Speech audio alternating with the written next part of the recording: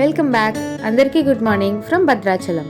Time 6 అవుతుంది. చూడండి ఎంత ఫాగ్ ఉందో. అసలు రోడ్స్ కనిపించట్లేదు, బిల్డింగ్స్ కనిపించట్లేదు. మేము యాక్చువల్లీ మార్నింగే స్టార్ట్ అయిపోదాం అనుకున్నాం. ఇంకా ఇంత మంచి ఉండడంతో ఇప్పుడు స్టార్ట్ అవ్వడం ఎందుకు అని ఆగిపోయామన్నమాట. అందుకే మళ్ళీ ఒకసారి టెంపుల్కి వెళ్ళి స్వామివారిని దర్శించుకుని అప్పుడు ప్రశాంతంగా స్టార్ట్ అవుదామని అనుకున్నాం. సో మేము లేట్ చేయకుండా వెంటనే స్టార్ట్ అయిపోయామన్నమాట టెంపుల్కి. దగ్గరలోనే అకామిడేషన్ తీసుకోవడం వల్ల మాకు ఎలాంటి ప్రాబ్లం అయితే రాలేదు. చలి మాత్రం చాలా ఎక్కువ ఉంది. మేమైతే ఎక్స్పెక్ట్ చేయలేదు భద్రాచలంలో అంత చల్లగా ఉంటుందని. మొత్తానికి టెంపుల్కి అయితే వచ్చేసాం మేము. మా మమ్మీ డాడీ అయితే అసలు ఎక్కడ ఆగట్లేదు. పదండి వెళ్దాం అని అంటూనే ఉన్నారు. నన్ను వీడియో కూడా ప్రశాంతంగా పూర్తిగా తీయనివ్వలేదన్నమాట. మీరు ఇలాంటి వ్యూని ఎక్స్పీరియన్స్ చేయాలి అని అనుకుంటే మాత్రం వింటర్లో ఈ ట్రిప్ ప్లాన్ చేసుకుంటే better. And morning 7 to 8 is the best time. ఇదిగోండి నా అపురూపమైన అక్క. దర్శనం అయితే చాలా బాగా జరిగింది. రాముల వారిని ఎన్నిసార్లు చూసినా తక్కువే అని అనిపించింది మాకు. అందుకే ఇంకో 2-3 సార్లు వెళ్ళి దర్శించుకున్నాం. సో దర్శనం అయిపోయాక లగేజ్ అంతా ప్యాక్ చేసుకొని మేము నెక్స్ట్ డెస్టినేషన్కి అయితే స్టార్ట్ అయిపోయాం. మేము ఇప్పుడు ఇక్కడి నుంచి రాజమండ్రి వెళ్తున్నాం. భద్రాచలం నుంచి రాజమండ్రికి టోటల్ 179 కిలోమీటర్స్, అప్రాక్సిమేట్గా 4 hours పడుతుంది.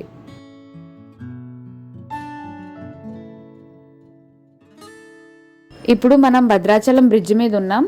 టైం అయితే 10 అయింది. ఇంకా మంచి అలానే ఉంది. మార్నింగ్ ఎలా అయితే చూసాము 6 o'clockకి, ఇప్పుడు 10 అయింది టైం. అయినా సరే అలానే ఉంది మంచు. ఈ మంచులో ఆ బ్రిడ్జ్ మీద నుంచి వెళ్ళడం చాలా బాగా అనిపించింది.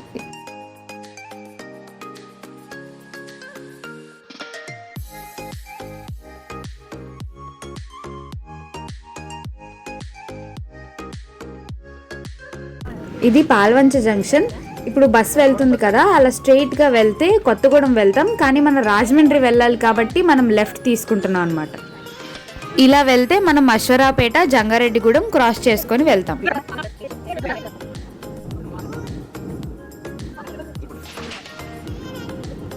ఇప్పుడు మనం దేవరపల్లి బైపాస్కి వచ్చాం. ఇక్కడ నుంచి లెఫ్ట్ తీసుకుంటున్నాం రాజమండ్రి వెళ్ళడానికి. దేవరపల్లి బైపాస్ నుంచి రాజమండ్రికి 50 కిలోమీటర్స్ ఉంటుంది.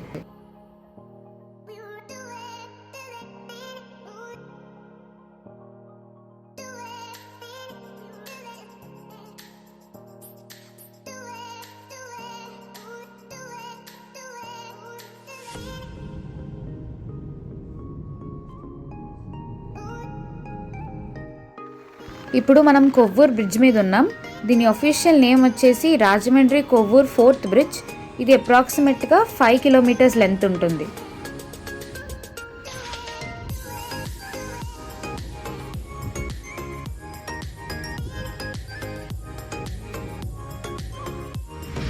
ఇది ఆంధ్ర పేపర్ లిమిటెడ్, ఇండియాలోనే largest paper and pulp manufacturing unit. దీనిని 1964లో ఎస్టాబ్లిష్ చేశారు.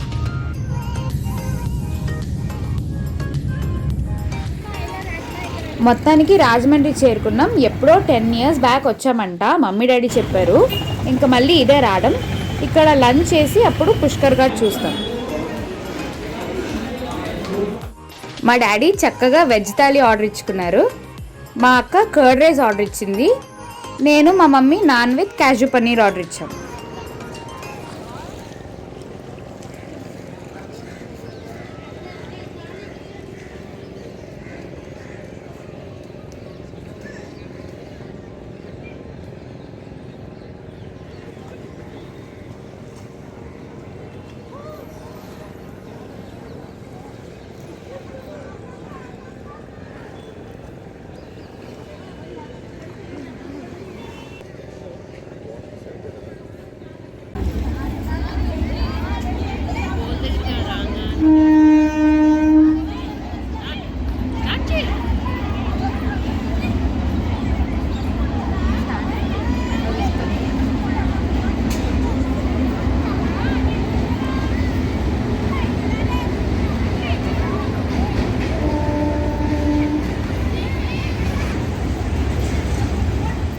ఇది గోదావరి రైల్వే స్టేషన్ బయట ఉన్న పుష్కర్ ప్లాజా.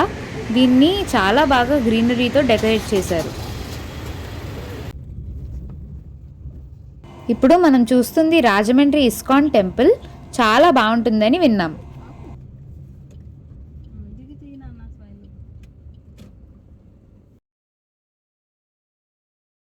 ఇప్పుడు మనం పక్కనే ఉన్న మహాకాళేశ్వర టెంపుల్కి అయితే వచ్చేసాం. లోపలికి వెళ్ళి ఎలా ఉందో చూసేద్దాం.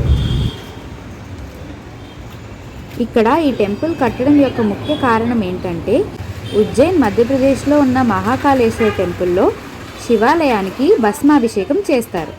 ఈ భస్మాభిషేకాన్ని చూడటానికి దేశం నలుమూల నుంచి పెద్ద ఎత్తున భక్తులు ఉజ్జయిని వెళ్తుంటారు.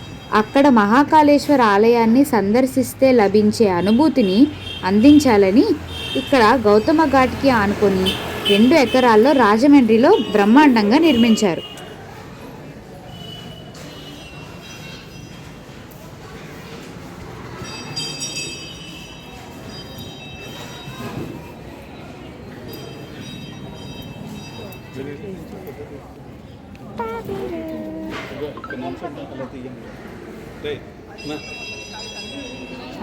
అన్ని శివాలయాల్లో శివలింగాలకు విభూతితో అభిషేకం చేస్తారు. కానీ ఇక్కడ చితాభస్మంతో ప్రతిరోజు ఉదయాన్నే 4 నుంచి 6 వరకు భస్మాభిషేకం చేస్తారు. ఇది ఈ గుడి యొక్క ప్రాముఖ్యత.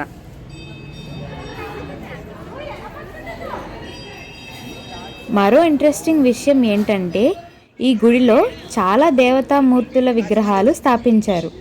ప్రతి విగ్రహం దగ్గర QR స్కానర్ ఏర్పాటు చేశారు. దీనివల్ల మనలాంటి యువత అందరూ ఈ విగ్రహాల విశిష్టత తెలుసుకోగలుగుతారు.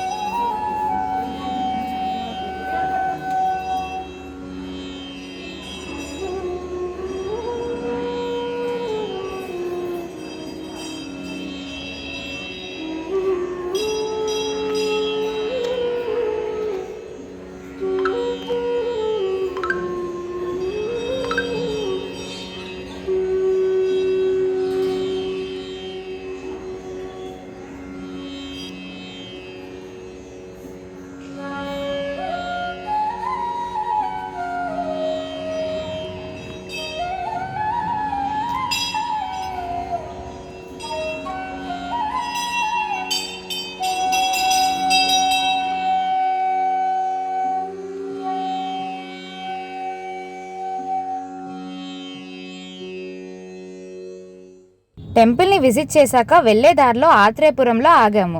మనందరికీ తెలిసిందే ఆత్రేయపురంలో పూతరేకులు ఫేమస్. ఇక్కడికి వస్తే వీళ్ళ పూతరేకులు కొనకుండా ఉండలేం. అన్ని ప్లేసెస్లో పూతరేకులు ఉంటాయి, కానీ ఇక్కడ మాత్రం మన కోసం లైవ్గా మన ముందే ఇలా ఫ్రెష్ గీతో చేసి ఇస్తారు.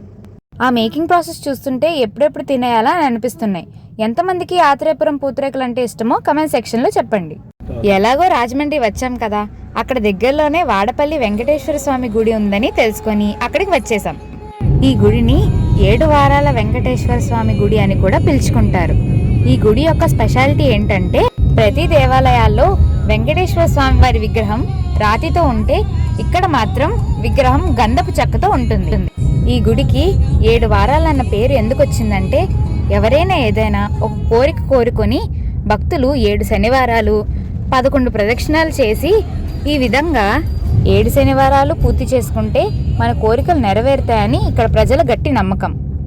అయితే శనివారం పూట ఈ గుడి చాలా రష్గా ఉంటుంది. 11 ప్రదక్షిణాలు చేసేసరికి దగ్గరగా ఒక 2 గంటలు పడుతుంది. మేము వెళ్ళిన ప్రతి టెంపుల్ డీటెయిల్స్ డిస్క్రిప్షన్లో మెన్షన్ చేస్తాను. Thanks for watching. Please do like, share, comment and subscribe to our YouTube channel.